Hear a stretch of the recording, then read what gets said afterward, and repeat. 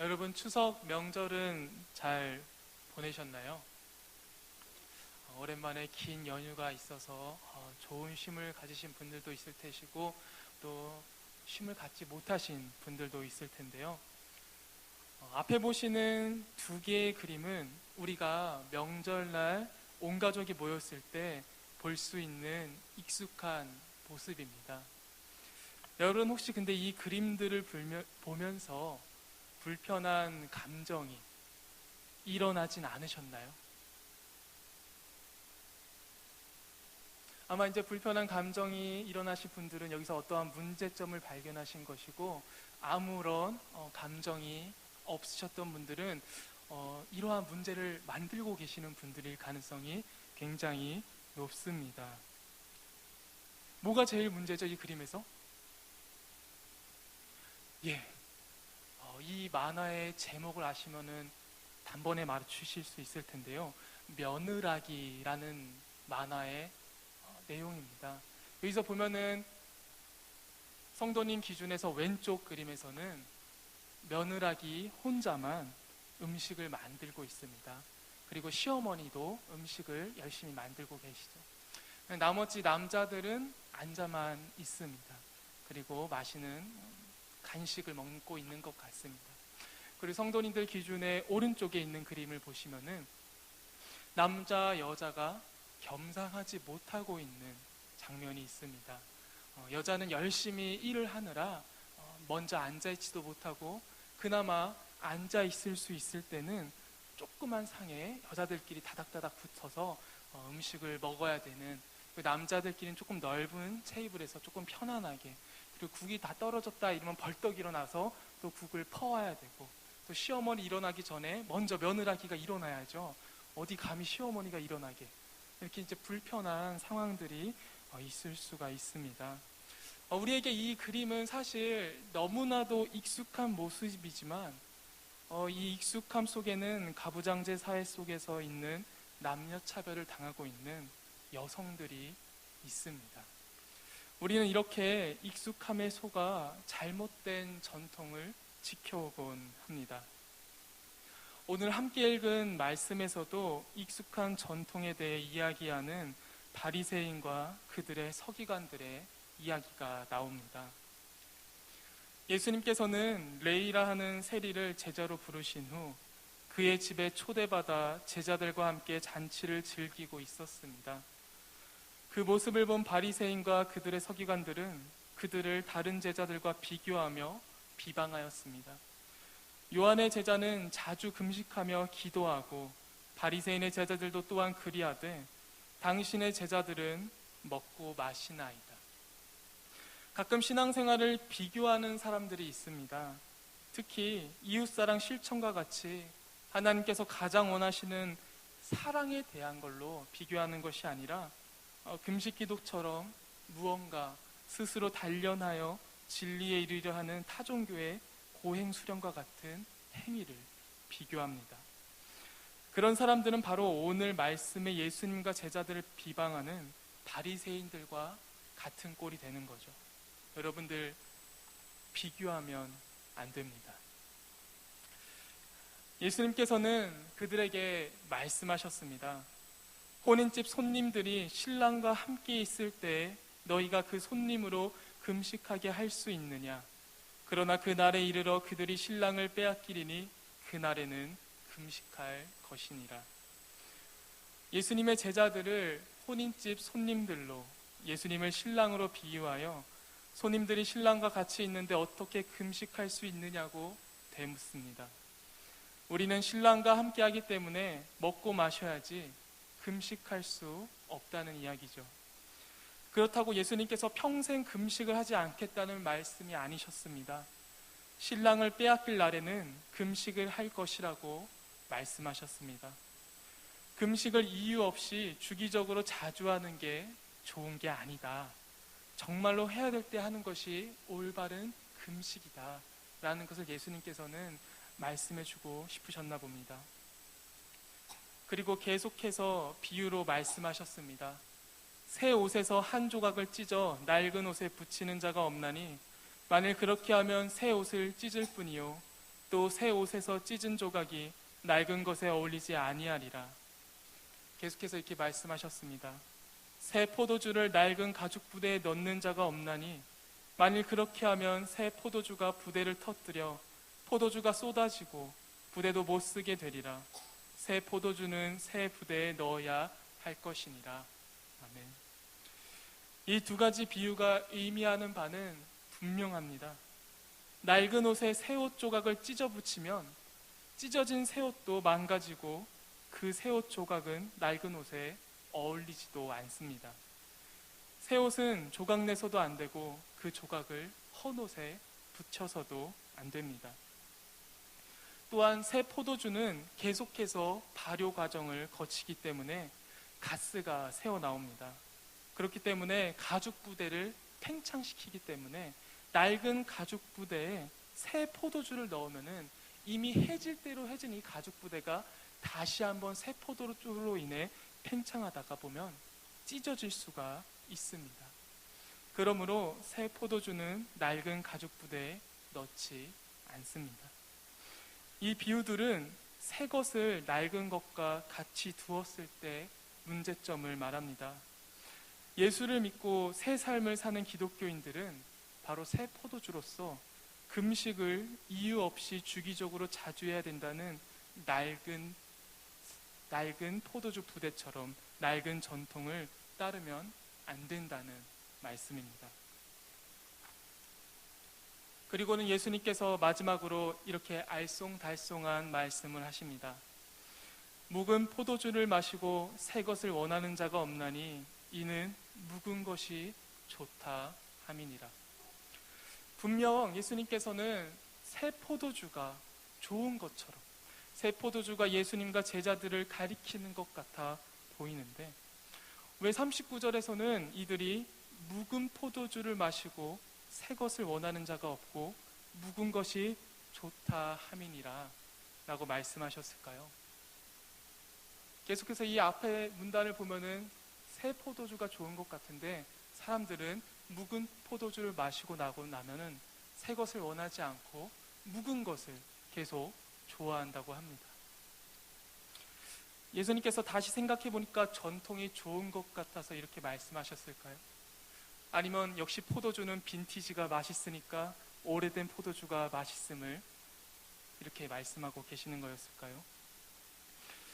그런 의미가 아니라 옛 것을 버리고 새 것을 취하기가 얼마나 어려운가를 강조하기 위함이었습니다. 전통적인 유대교의 가르침인 묵은 포도주에 익숙해 있는 사람들은 묵은 포도주를 맛보고 난 뒤에는 새 것을 원하지 않는다는 것입니다. 새 포도주인 예수님의 말씀은 원하지 않고 그냥 계속해서 자기네들이 지켜오던 묵은 포도주인 전통만을 지키려고 고수하는 그 유대인들을 향한 예수님의 말씀이었습니다. 오히려 예수님의 말씀 새 포도주는 거부감까지 보이는 모습을 보여줍니다. 오늘날 우리들도 유대인들처럼 전통에 익숙하여 예수님의 말씀을 원하지 않고 구약의 전통만을 좋아하고 있지는 않으신가요? 예수님의 공생의 시절 이스라엘과 오늘날 대한민국의 신앙을 비교해 보면은 비슷한 모습을 많이 찾아볼 수가 있습니다. 이스라엘은 나라를 이룬 후 오랫동안 이방신들과 헬라 문화로 인해 그들의 신앙은 많이 변질되었습니다. 또한 대한민국은 오랫동안 여러 다른 종교와 유교 문화가 오랫동안 깔려 있다 보니 기독교가 들어와서 우리나라에 토착화가 되면서 이 기독교가 때로는 유교화, 무속신앙화된 모습들이 참 많이 있습니다. 오늘 말씀에서 금식의 의미보다 횟수에 집착했던 유대인들의 모습이 한국교회에서는 낯설지가 않습니다. 안식일의 정신보다 안식일의 날짜에만 집착했던 유대인들의 모습 속에서 주일 성수의 의미보다 주일 성수 그 자체에만 집착하는 우리들의 모습이 보입니다. 강도 만난 자를 향한 긍휼보다 제사에 집착하는 유대인들의 모습이 예배와 삶이 분리된 한국교회 그리스도인들과 비슷합니다. 기도의 내용보다 자신의 일을 드러내며 보여주기식 기도를 하는 유대인들의 기도 생활은 기도의 시간대와 양을 중요시하는 오늘날 한국교회의 기도 모임과 비슷합니다. 성경에는 새벽에 하나님께서 우리를 도우시니 새벽을 깨우겠다는 말씀이 참 많이 있습니다. 시편에는 3개의 절로 계속해서 반복해서 말하고 있는데요. 또한 여리고성이 무너진 것도 새벽이었습니다. 예수님께서도 새벽에 일어나서 기도하신다는 말씀이 있습니다. 그래서 우리는 새벽 기도를 참 좋아합니다. 한국교회의 가장 내노라 할 수 있는 좋은 전통이라고 하면은 새벽 기도가 가장 먼저 나올 수 있는 것 같습니다. 당연히 새벽에 나와서 기도하는 것 너무 좋은 전통이고 너무 아름다운 신앙의 모습입니다. 하지만 우리가 그 새벽 기도에 무언가 특별한 의미를 부여할 때는 문제가 생길 수가 있습니다. 왜냐하면 하나님께서는 새벽에서도 우리를 만나주시지만 점심에도 우리를 만나주시고 저녁에도 동일한 하나님이 우리를 만나주시기 때문입니다. 그래서 성경에는 저녁의 중요성도 참 많이 말하고 있습니다. 출애굽 이후 아침에 일어나서 만나를 받을 수 있었지만 메추라기는 저녁에 주셨습니다. 또한 에스겔의 고백에서는 저녁에 여호와의 손이 내게 임하신다고 고백했으며 애굽에서 탈출하고 드린 유월절 제물도 오병이어의 기적도 성찬식의 새 언약도 부활하신 후 제자들을 만나셨을 때도 저녁이었습니다. 그러므로 시간대는 중요하지 않습니다. 하지만 그러면 우리가 왜 새벽 기도를 드리고 있을까요? 그의 가장 큰 이유는 우리가 저녁에 따로 시간을 떼어 기도 드리는 게 쉽지가 않아서입니다. 특별히 집안일을 하시고 자녀를 키우시고 직장을 다니시는 분들은 저녁이라는 시간을 따로 떼어서 하나님께 예배를 드리고 기도를 드리는 게 너무 어렵다 보니 새벽에 아무도 방해하지 않는 그 새벽 시간을 따로 떼어 드려서 우리는 새벽을 지키는 것이지요. 그래서 새벽 기도는 너무 좋은 전통입니다. 하지만 우리가 그거에 특별한 의미를 부여하는 순간에는 조금 문제가 될 수가 있습니다. 또한 우리는 기도는 우리가 하는 기도가 중요한 게 아니라 들으시는 기도가 중요합니다.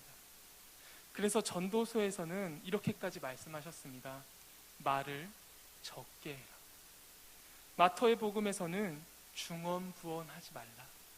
이방신들을 믿는 사람들이나 말을 많이 해야지 내가 들을 줄 아나 보다 라고 말씀을 하셨습니다. 우리가 하는 기도가 중요한 것이 아니라 들으시는 기도가 중요합니다. 창세기에 나오는 가인과 아벨이 드린 제사를 우린 기억해야 됩니다. 우리가 제사를 아무리 많이 드린다고 기도를 아무리 많이 한다고 하나님께서 모두 다 받으시지 않으셨습니다. 하나님께서는 받으시는 제사가 있었고 받지 않으시는 제사가 있었음을 우리는 기억해야 합니다. 기도는 우리에게 필요한 것이 무엇인지 하나님께 알리는 역할이 아닙니다. 하나님께서는 우리가 구하기 전에 벌써 우리에게 필요한 것을 알고 계신다고 말씀하셨습니다. 또한 기도를 통해 하나님을 조종하거나 무엇을 강요하는 것은 기도가 아닙니다. 그것은 무속신앙일 뿐이죠. 예수님께서 가르쳐 주신 기도는 굉장히 분명합니다. 우리가 항상 예배 마칠 때 담임 목사님의 축도를 받거나 주기도문을 외우죠. 그 주기도문은 단 한 가지입니다. 하나님께서 그의 나라를 세워가시는 그 구원의 계획에 나도 동참하겠다는 내용입니다. 그것이 바로 우리 예수님이 우리에게 가르쳐 주신 기도입니다. 우리들이 이 전통에 익숙함에 속아 내가 어떠한 예배를 드렸고 어떠한 기도를 드리고 있었는지 한번 점검해 봤으면 좋겠습니다. 나의 기도가 유교 문화처럼 입심양명만을 구하진 않았는지, 혹은 무속신앙처럼 비나이다 비나이다 주문을 외우듯 기도를 하진 않았는지, 혹은 사람들 앞에 보여주기식의 기도를 하지 않았는지, 그동안에 해오던 신앙생활에 익숙함에 속아 예수님의 말씀은 들으려 하지 않고 전통만을 따르는 신앙생활을 하지 않았는지 점검하는 시간이 되었으면 좋겠습니다.